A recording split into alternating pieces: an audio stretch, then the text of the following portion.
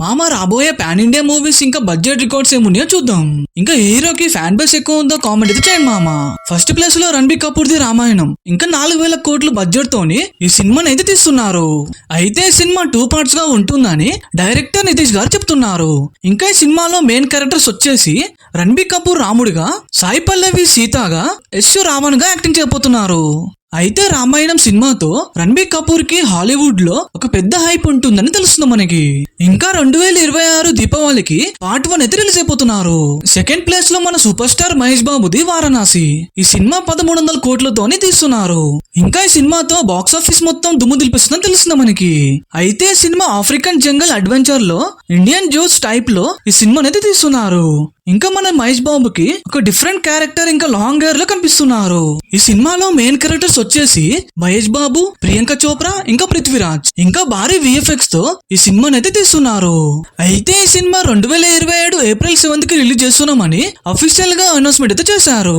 Third place లో మన icon star Allu Arjun the రాక. ఈ సినిమా 800 కోట్ల బడ్జెట్ తోని తీస్తున్నారు. ఇంకా పుష్ప 2 తో 1800 కోట్ల పైగా కలెక్షన్ చేసిన బన్నీ నెక్స్ట్ టార్గెట్ రాక మూవీ అని చెప్పాడు.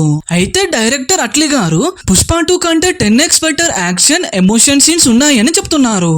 ఈసారి సాంగ్స్ ఇంకా విఎఫ్ఎక్స్ తో నేషనల్ అవార్డు కొట్టొచ్చు అని అంటున్నారు. అయితే సినిమా పీరియడిక్ యాక్షన్ డ్రామాగా తీస్తున్నారు.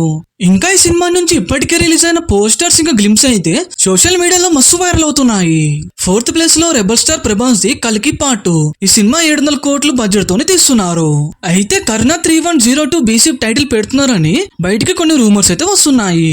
ఇంకా కల్కి పార్ట్ 1 తో 1100 కోట్ల కలెక్షన్ చేసిన ఈసారికి పార్ట్ 2 తో దానికన్నా ఎక్కువ కలెక్షన్ చేస్తామని డైరెక్టర్ నాగ్ అశ్విన్ గారు చెప్పారు.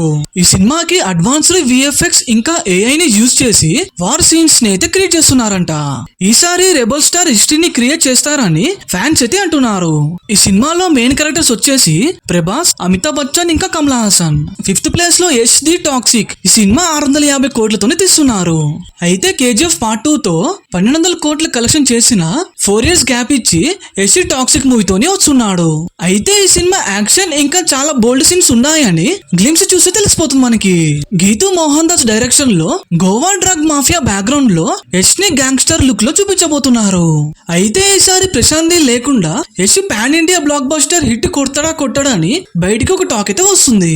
ఇంకా ఈ సినిమాలో రాక్ స్టార్ ఒక డిఫరెంట్ క్యారెక్టర్ ఇంకా స్టైలిష్ లుక్ లో కనిపిస్తాడని మూవీ టీం వాళ్ళు చెప్తున్నారు. అయితే ఈసారి రాక్ స్టార్ ఫ్యాన్స్ కి పైసా వసూలని అంటున్నారు. 6th ప్లేస్ లో మన డార్లింగ్ ప్రభాస్ ది స్పిరిట్. ఈ సినిమా 350 కోట్లతోనే తీస్తున్నారు. మన డైరెక్టర్ సందీప్ రెడ్డి వంగ గారు ఎనిమల్ మూవీతోని ఒక పెద్ద హిట్ ఇచ్చిన తర్వాత ప్రభాస్ తోని ఒక పెద్ద ప్లానింగ్ అయితే చేస్తున్నారు. అయితే వీళ్ళిద్దరు కాంబోలో ఈసారి 1000 కోట్ల పైగా కలెక్షన్ వస్తాయని ప్రభాస్ ఫ్యాన్స్ అయితే అంటున్నారు. ఈ సినిమాలో తృప్తి హీరోయిన్ గా యాక్టింగ్ చేయబోతుంది. ఇంకా ప్రభాస్ ని ఒక వైలెన్స్ పోలీస్ గా చూపిస్తున్నారని తెలుస్తుంది మనకి. ఈ సినిమాలో యాక్షన్ ఇంకా ఎమోషన్ సీన్స్ చాలా ఉన్నాయని చెప్తున్నారు. ఇంకా ఈ సినిమా 2027 మార్చ్ 5th కి రిలీజ్ అయిపోతున్నారు. ఈ లిస్ట్ లో ఏ సినిమా ఫస్ట్ 1000 కోట్లు క్రాస్ అవుతుందో కామెంట్ అయితే చేయండి మామ.